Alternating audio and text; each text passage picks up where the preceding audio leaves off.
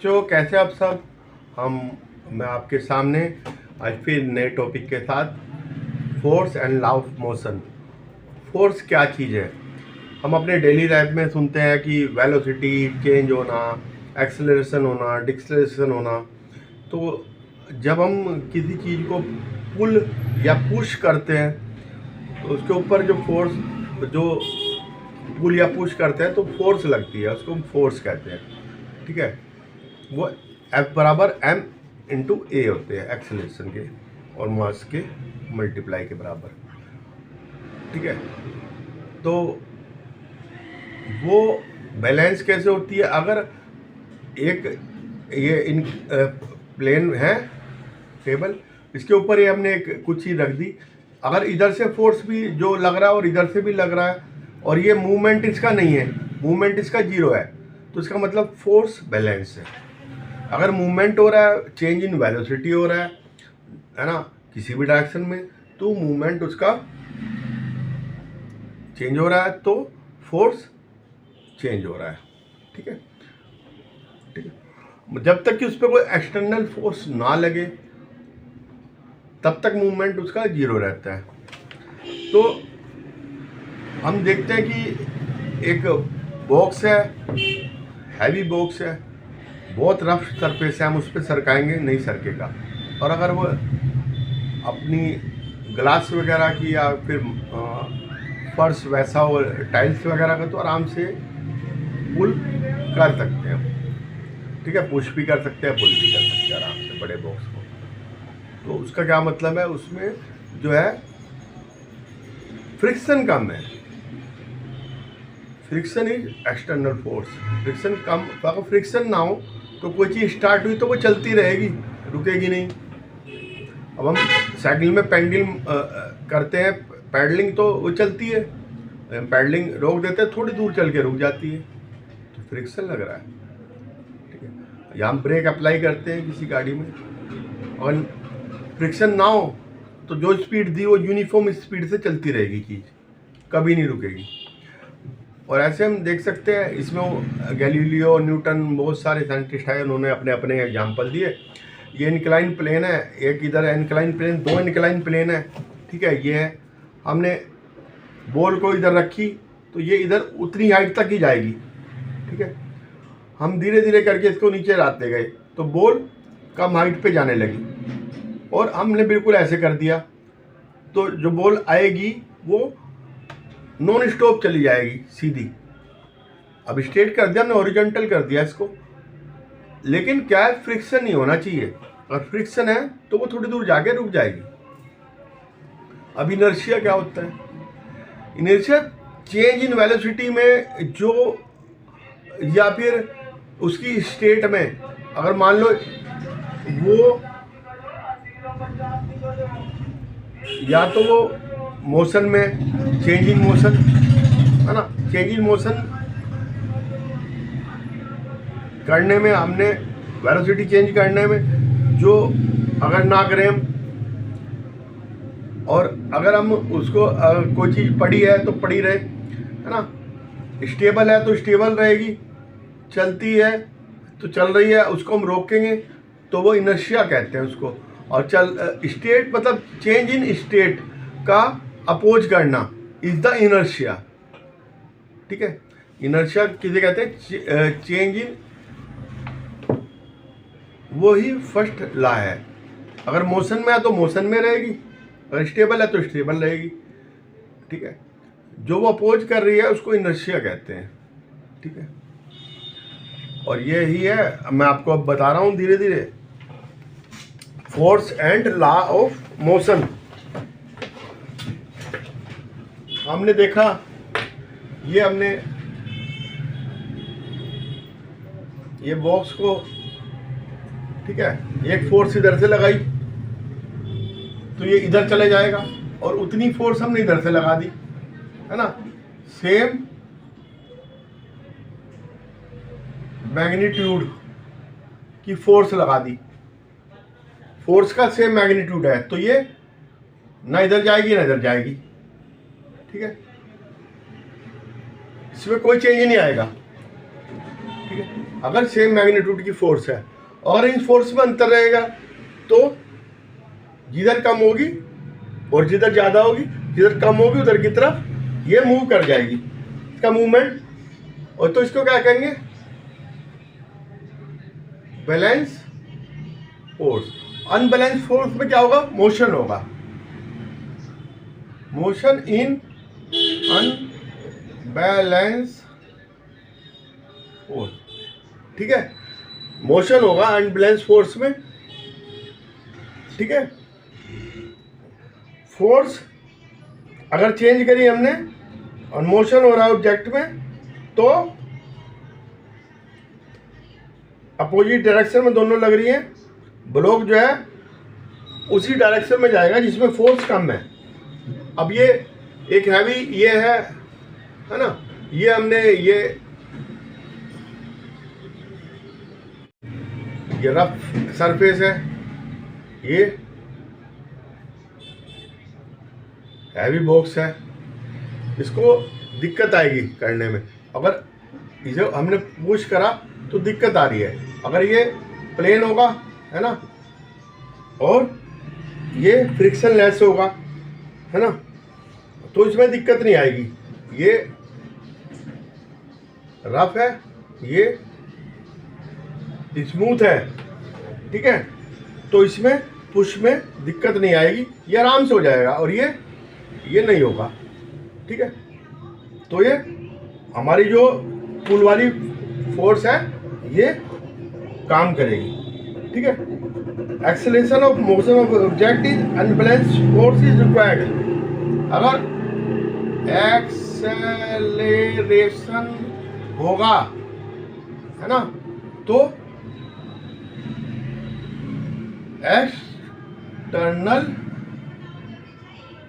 Force is required, ठीक है। अगर एक्सटर्नल फोर्स लग रही है तो जब ये एक्सेलरेशन होगा, नहीं तो एक्सेलरेशन नहीं होगा, ठीक है। एक्सेलरेशन जब ही होगा जब एक्सटर्नल फोर्स लगेगी, नहीं तो कोई नहीं होगा। अब ये देखिए,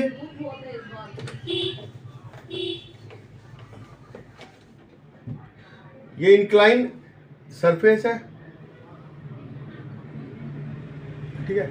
ये हमने ये करा, स्पीड इसकी बहुत तेजी से आएगी और ये बॉल को ऊपर ले गए तो ये बहुत धीरे धीरे जाएगी और पुश करना पड़ेगा, था इधर छोड़ देंगे तो नीचे आ जाएगी। हमने ऐसे ही लिया, एक ये इंक्लाइन सरफेस ये दो लगा दिए हमने, ठीक है। अब ये बॉल को इधर से छोड़ा, बॉल इधर चली जाएगी, ठीक है। फिर हमने और इसको घटाया, बॉल इधर से छोड़ा, बॉल इधर से छोड़ा तो बॉल इधर जा रही है। अब इसको और नीचे ले आए, बॉल की ज़्यादा दूर जाएगी, और इसको और नीचे ले आए, बॉल और दूर जाएगी। इसको बिल्कुल स्ट्रेट लाइन ले आए तो बॉल जाती रहेगी, चलती रहेगी। कितने स्ट्रेट लाइन में, स्ट्रेट लाइन में चलती रहेगी, बिना रुके चलती रहेगी जब तक उसमें फ्रिक्शन ना लगे। अब फ्रिक्शन लेस सरफेस है तो जो चलती रहेगी। ये बॉल हमने इधर से भेजी और ये इधर चली गई, थोड़ा और करा तो थोड़ी और ऊपर चली गई है, थोड़ा और इंक्लाइन करा तो और ऊपर गई, तो ये धीरे धीरे बढ़ता रहेगा, ठीक है। तो फर्स्ट लॉ ऑफ मोशन क्या है,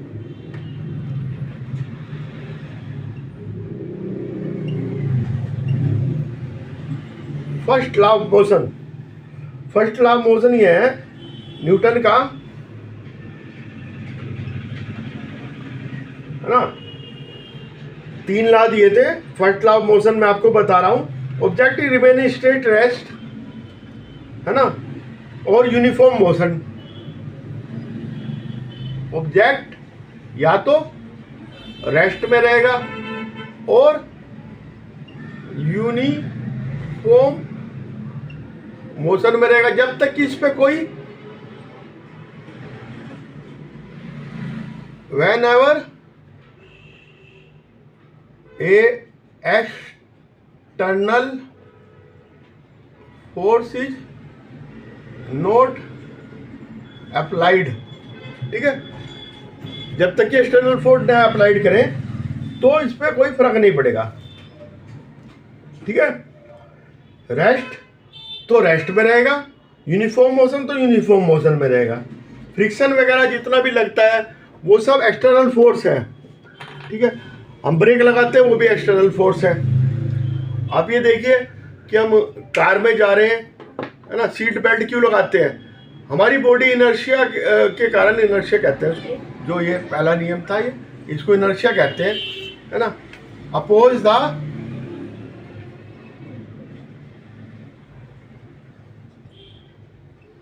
चेंज द पोजीशन, इसको कहेंगे इनर्शिया, इनर्शिया कहते हैं। ठीक है, हम किसी कार में जा रहे हैं, हम सीट बेल्ट लगाते हैं, हमारी बॉडी रिमेन मूवमेंट में है और एकदम सडनली ब्रेक लगा तो हम आगे की ओर गिरते हैं। और हमारे जो बस में हम जा रहे हैं तो हम सीट बेल्ट का यूज करते हैं कार में, लेकिन बस में हम आगे की ओर गिरते हैं, हमारी बॉडी आगे जाती है ना। सीट बेल्ट इसलिए लगाते हैं कि आगे जाके हम आगे से ना टकराएं। ठीक है, क्योंकि कार तो रेस्ट में आ जाएगी लेकिन हमारी बॉडी मोशन में रहेगी, है ना। अब बस में देखिए, बस में हमारे पैर तो रेस्ट में रहते हैं क्योंकि वो फर्श में है बस के, और हमारी बॉडी उसमें रहती है, तो हमारी बॉडी मूवमेंट करती है, पैर वहीं के वहीं रहते हैं। ठीक है, साइकिल है, मोटरसाइकिल, आप ये देखिए, अगर वो बहुत मोड़ अपना करती है, इंक्लाइन प्लेस है, उस पर मोड़ पे जा रही है, तो वो ज़्यादा झुका लेगा तो गिर जाएगा, क्योंकि एक्सटर्नल फोर्स लगनी शुरू होगी उस पर। इनर्शिया का विरोध हो रहा है, इनर्शिया का विरोध होगा तो गिर जाएगा आदमी। ठीक है, इनर्शिया जो है वो चेंज इन स्टेट का अपोज करता है। ठीक है, चाहे वो मोशन में हो चाहे वो रेस्ट में हो, ये फर्स्ट लॉ है। ठीक है, अब ये देखिए, ये एक पेपर है, इसके ऊपर ये सिक्का रखा, यहाँ से हमने इसे मारा तो ये सिक्का इसमें गिलास में गिर जाएगा और ये कागज इधर चला जाएगा। इधर से हमने फोर्स लगाई, ऐसे करा तो ये चला जाएगा। अब कैरम बोर्ड है, कैरम बोर्ड में हमने ये करा, ये बहुत सारी गिटी लगी हुई थी, अब नीचे से क्वीन निकल जाएगी, वो सब की सब वहीं की वहीं आ जाएंगी, तो इनर्शिया के कारण। ठीक है, जिस पे फोर्स लगेगा वो चली जाएगी, उस पर कोई इनर्शिया, उसने विरोध नहीं किया।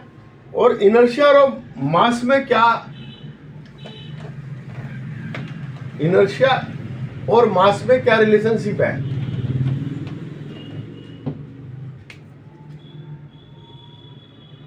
मास, इनर्शिया एंड मास। आप ये देखिए, आपने एक फुटबॉल को मारा और इतने बड़े पत्थर को मारा, ये फुटबॉल है, ये स्टोन है ना, ये स्टोन है, इसको किक मारी तो इसमें आपका पैर टूट जाएगा, इसमें नहीं टूटेगा। तो इसी तरह से इंजोर हो जाएगा आदमी, इसमें नहीं होगा। ठीक है, तो यही है कि इसको हम इनर्शिया कहते हैं। अपोजिट, ये ज़्यादा अपोज करेगा, ये कम करेगा। ठीक है, तो बॉडी के उस पर डिपेंड करता है ना, कि बॉडी का मास कितना है ना। मास ज़्यादा है तो इनर्शिया भी मास ग्रेटर, इनर्शिया भी ग्रेटर होगा। ठीक है, मास ग्रेटर तो इनर्शिया भी ग्रेटर होगा। ठीक है, तो